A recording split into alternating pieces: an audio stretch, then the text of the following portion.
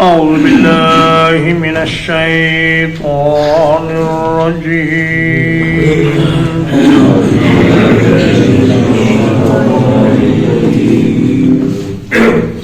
بسم الله الرحمن الرحيم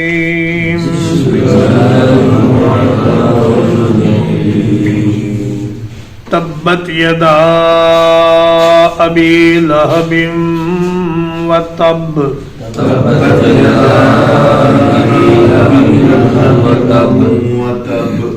ابو لہب کے دونوں ہاتھ ٹوٹ جائیں اور وہ ہلاک ہو گیا.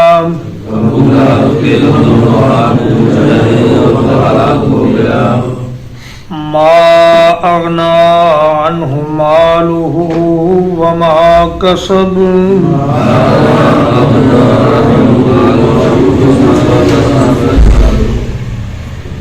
اس کا مال اور اس کی کمائی اس کے کسی کام نہ آئی.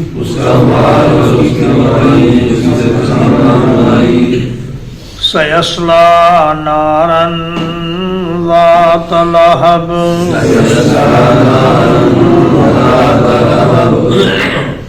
عنقریب وہ ایک ایسی آگ میں داخل ہوگا جو شعلوں والی ہے.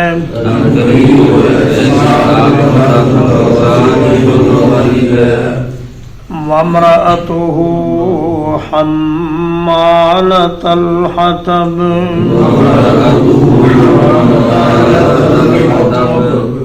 اور اس کی بیوی جو چغل خوری کرنے والی ہے.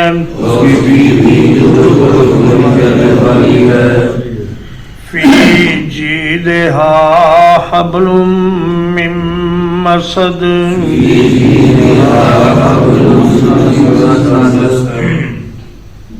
اس کی گردن میں کھجور کی بٹی ہوئی رسی ہے.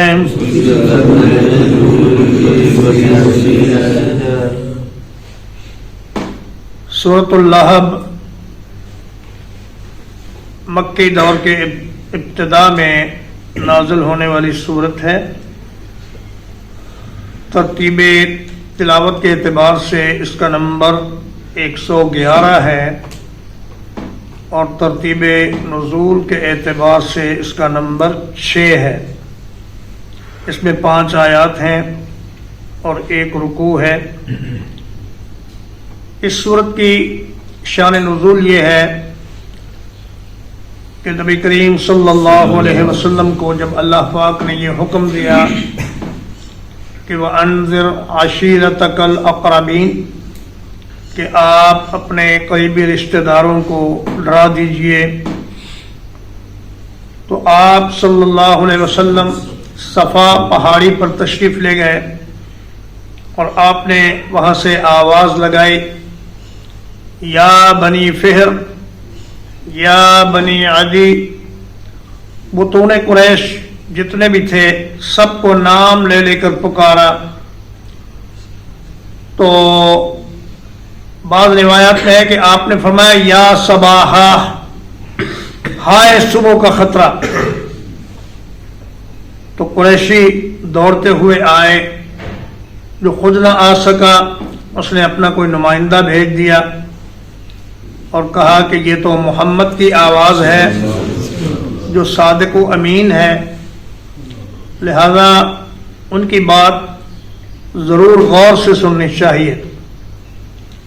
ابو لہب بھی آیا. ابو لہب نبی کریم صلی اللہ علیہ وسلم کا سگا چچا تھا. اس کا نام تھا عبد العزیٰ بن عبد المطلب، اور اس کو ابو لہب اس لیے کہا گیا کہ اس کے چہرے کی سرخی اور سفیدی ایسے محسوس ہوتی تھی کہ جیسے آگ کے شعلے اس کے چہرے سے نکل رہے ہیں، یا پھر اس کے طبیعت کے جوش اور تیزی کی وجہ سے اس کو ابو لہب کہا گیا. یہ بھی آیا، آپ صلی اللہ علیہ وسلم نے فرمایا کہ اے مکہ والو، اگر میں تم سے یہ کہوں کہ اس وادی میں ایک لشکر ہے جو عنقریب تم پہ حملہ آور ہو جائے گا، تو کیا تم میری بات کی تصدیق کرو گے؟ انہوں نے کہا کیوں نہیں، ما جربنا علیک الا صدقا،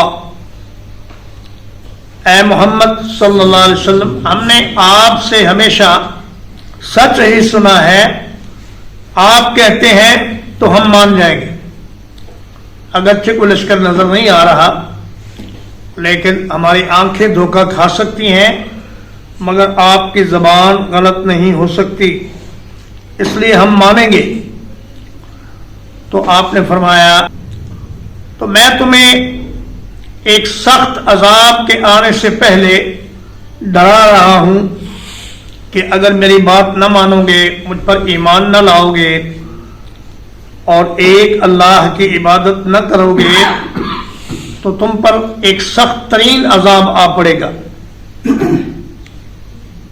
تو ابو لہب نے کہا کہ تبن لکا سائر الیوم الہذا جماعتنا، اے محمد تیرے ہاتھ ٹوٹ جائیں، تو ہلاک ہو جائے، اس کام کے لیے تو نے ہمیں جمع کیا تھا۔ تو مسلمانوں کو بڑا رنج ہوا، ان کی خواہش تھی کہ ہم ابو لہب کے لیے بد دعا کریں، لیکن اللہ پاک نے یہ بد دعا خود ہی فرما دی۔ تبت یدا یہ بد دعا ہے، وَتَبْ یہ خبر ہے، اور اس کا مادہ ہے تباب۔ اللہ پاک نے فرمایا ہے وَمَا كَيْدُ فِرْعَوْنَ إِلَّا فِي تَبَاب۔ تباب کا معنی ہے ہلاکت، تباہی، بربادی، کسی کی محنت بیکار جانا۔ تو فرمایا تبت یدا ابی لہب، ابو لہب کے دونوں ہاتھ ٹوٹ گئے یا ٹوٹ جائیں اور وہ ہلاک ہو گیا۔ ہاتھوں سے مراد اس کے اعوان و انصار بھی ہیں۔ جب جنگ بدر ہوئی تو یہ خود تو نہ گیا، لیکن اس نے اپنے اعزاء و اقارب کو بھیجا کہ جاؤ مسلمانوں کے خلاف لڑو۔ جب اسے شکست کی خبر ملی تو یہ بیمار پڑ گیا، اس کو ایک گلٹی نکلی طاعون کی، اور ایک ایسی بیماری اس کو لگ گئی جس کو عدسہ کہتے ہیں۔ وہ متعدی بیماری ہوتی ہے، ایک آدمی سے دوسرے کو لگ جاتی ہے، اس لیے کوئی اس کے نزدیک نہ آتا تھا۔ جب یہ مر گیا تو اس کے بیٹے اور اس کے رشتہ دار اس کی لاش کو ہاتھ لگانے سے ڈرتے تھے کہ کہیں اس کی بیماری ہمیں بھی نہ لگ جائے۔ چنانچہ ایک گڑھا کھود کر لکڑیوں سے دھکیل کر اس کی لاش کو اس گڑھے میں ڈالا گیا۔ اور حضرت ربیعہ بن عباد الدیلی یہ بیان کرتے ہیں کہ میں اپنے والد صاحب کے ساتھ ایک دفعہ عکاظ کے میلے میں گیا تو میں نے دیکھا کہ ایک صاحب ہیں جو لوگوں کو اللہ کی توحید کی طرف دعوت دے رہے ہیں، اور ان کے پیچھے پیچھے ایک آدمی ہے جو کہتا ہے کہ لوگوں اس کی بات نہ ماننا، یہ جھوٹا ہے اور یہ تمہیں لات اور عزا سے برگشتہ کرنے کے لیے آیا ہے اور تمہیں تمہارے آباء و اجداد کے دین سے ہٹانے کے لیے آیا ہے، اس کی بات نہ ماننا۔ تو میں نے اپنے والد صاحب سے پوچھا کہ یہ کیا معاملہ ہے، تو انہوں نے فرمایا کہ جو آگے آگے ہیں یہ اللہ کے نبی محمد صلی اللہ علیہ وسلم ہیں، اور جو پیچھے پیچھے ہے وہ ان کا چچا ابو لہب ہے۔ تو ایک صاحب نے سوال کیا کہ اے ربیعہ تم تو اس وقت چھوٹے سے بچے ہو گئے، فرمان لگے نہیں، میں اچھا خاصا سمجھدار تھا اور میں اتنا طاقتور تھا کہ پانی کی مشک بھر کے میں اٹھا کے لے آتا تھا۔ اس وقت یہ واقعہ پیش آیا۔ چنانچہ جب سارے بنو ہاشم نے یہ عہد کیا کہ ہم محمد صلی اللہ علیہ وسلم کی حفاظت کریں گے، اس میں مسلمان بھی تھے اور غیر مسلم بھی تھے، لیکن جو بھی بنو ہاشم کا فرق تھا اس نے کہا ہم اپنے اس بھائی کی، اس بیٹے کی حفاظت کریں گے۔ اس وقت بھی ابو لہب نے بنو ہاشم کا ساتھ نہ دیا بلکہ قریش کا ساتھ دیا۔ پھر جب مسلمانوں کا، بنو ہاشم کا سوشل بائیکاٹ کیا گیا اور یہ سارے حضرات شیب ابی طالب میں 3 برس کے لیے محصور ہو گئے، تو اس وقت بھی ابو لہب ان کے ساتھ شامل نہ ہوا بلکہ یہ قریش کے ساتھ رہا۔ تو فرمایا کہ ابو لہب مکمل طور پر ناکام ہوا، اس کی جو کوشش تھی کہ اللہ کے نبی کو دین کی دعوت سے روکے وہ ناکام ہوئی، اور وہ خود بھی ہلاکت اور بربادی کا شکار ہوا۔ ما اغنا عنہ مالہ وما کسب، مال اس کے پاس بہت تھا، بیٹے بہت تھے، اور یہ کہتا تھا کہ اگر کل قیامت کے دن میرے اوپر کوئی مشکل آئی بھی تو میں مال اور بیٹے دے کر چھوٹ جاؤں گا۔ اور وما کسب میں آدمی کی اولاد بھی شامل ہے۔ نبی کریم صلی اللہ علیہ وسلم نے فرمایا ان اطیب ما اکل الرجل من کسب یدہ وان ولدہ من کسبہ، کہ آدمی بہترین کھانا جو کھاتا ہے وہ اپنے ہاتھ کی کمائی کا کھاتا ہے، اور آدمی کی اولاد بھی اس کی کمائی ہے۔ تو اس حدیث پاک سے یہ معلوم ہوا کہ اگر کوئی شخص اپنے بچوں کی کمائی کھا رہا ہے تو وہ ایسا ہی ہے جیسا کہ وہ اپنے ہاتھ کی کمائی کھا رہا ہے۔ تو فرمایا اس کی جو کمائی ہے، اس کی اولاد وہ اس کے کام نہیں آئے گی۔ سیصلی نارا ذات لہب، ان قریب اسے شعلوں والی آگ میں ڈال دیا جائے گا۔ ابو لہب کے لیے نارن ذات لہب کا استعمال یہ بڑی شاندار بلاغت ہے، اور فرمایا کہ یہ خود بھی ابو لہب ہے اور جائے گا بھی نارن ذات لہب میں۔ بعض لوگوں نے بخاری شریف کی ایک حدیث سے میلاد کو ثابت کرنے کی، میلاد منانے کو ثابت کرنے کی کوشش کی ہے۔ بخاری شریف میں کتاب النکاح میں ایک حدیث ہے کہ جب نبی کریم صلی اللہ علیہ وسلم کی ولادت ہوئی تو ابو لہب کی لونڈی سویبہ یہ ابو لہب کو خوشخبری دینے گئی، تو ابو لہب نے اس خوشی میں اس کو آزاد کر دیا۔ اب کچھ عرصے بعد جب ابو لہب مر گیا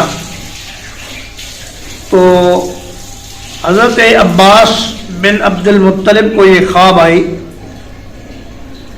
کہ ابو لہب کہتا ہے کہ میں جہنم میں ہوں، بڑی سخت تکلیف میں ہوں، لیکن ہر سوموار کو میرا عذاب ہلکا کر دیا جاتا ہے اور مجھے انگوٹھے اور انگلی کے درمیان سے کوئی چیز پینے کو دی جاتی ہے۔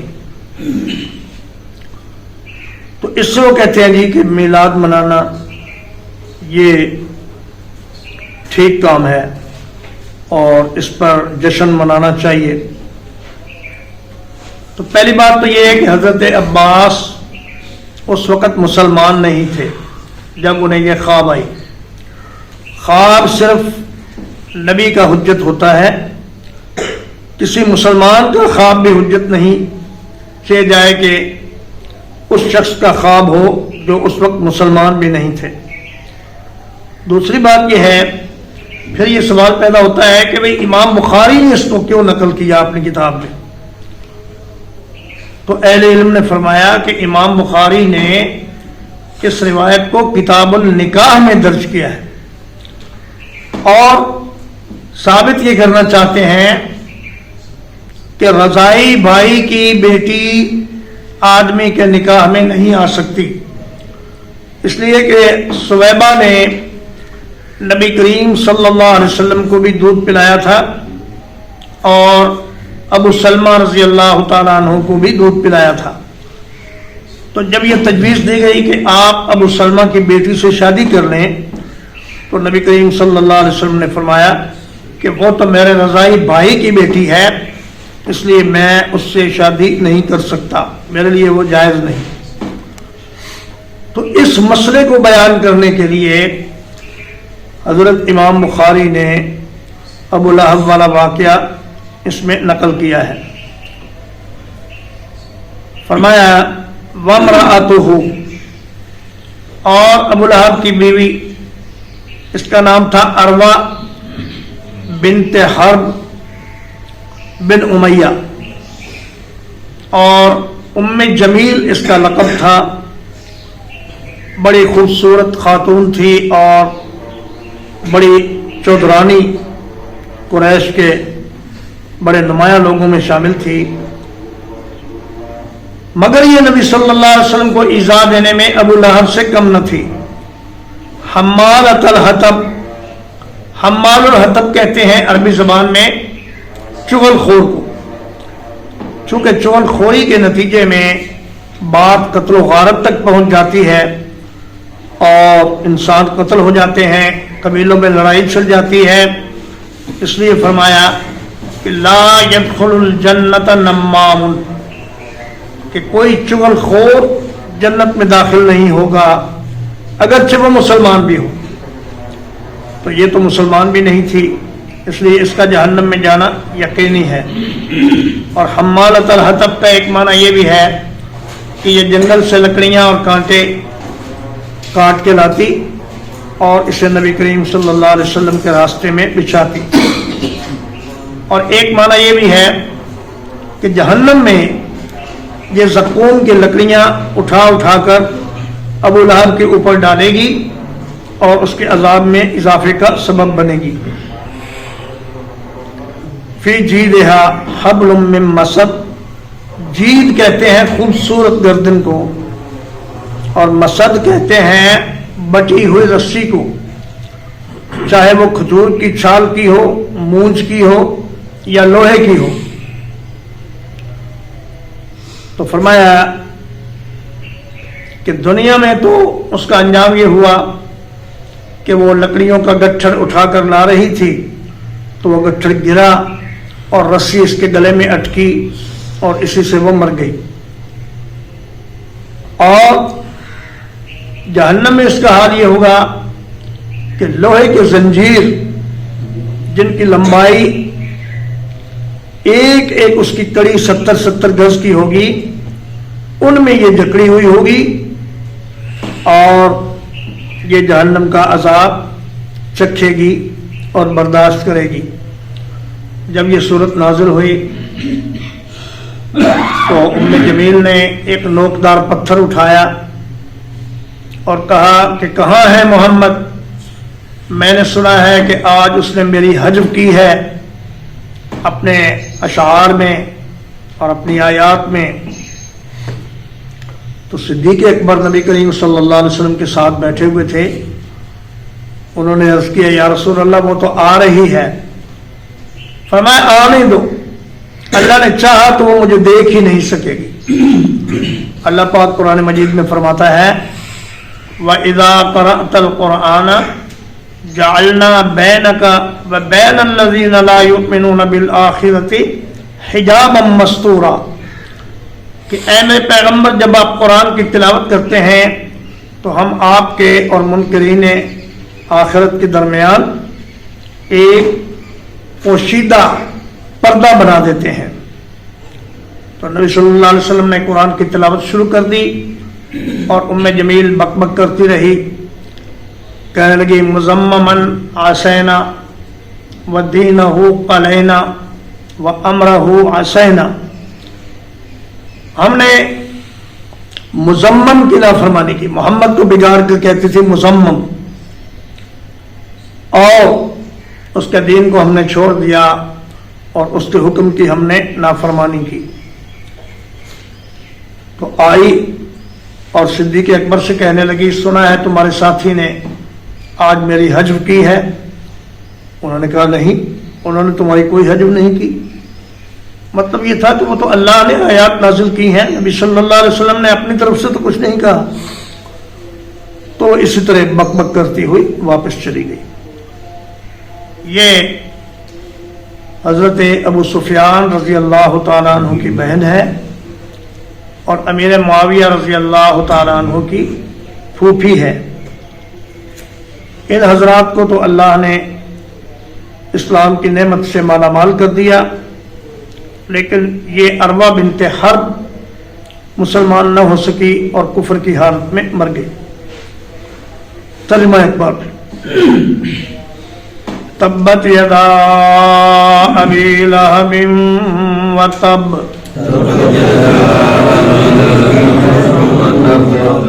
ابو لہب کے دونوں ہاتھ ٹوٹ جائیں اور وہ ہلاک ہو گیا.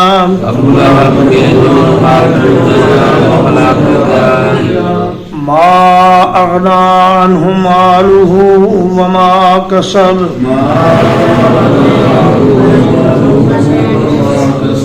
اس کے کسی کام نہ آیا اس کا مال اور اس کی کمائی. سیصلی نارا ذات لہب،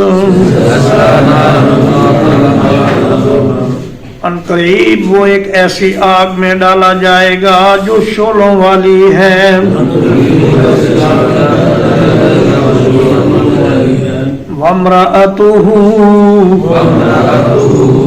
اور اس کی بیوی بھی آگ میں ڈالی جائے گی. حمالۃ الحطب، جو ایندھن اٹھانے والی ہے. فی جیدہا حبل من مسد، اس کی خوبصورت گردن میں کھجور کی بٹی ہوئی رسی ہے. وصلی اللہ علی نبینا محمد وآلہ وصحبہ.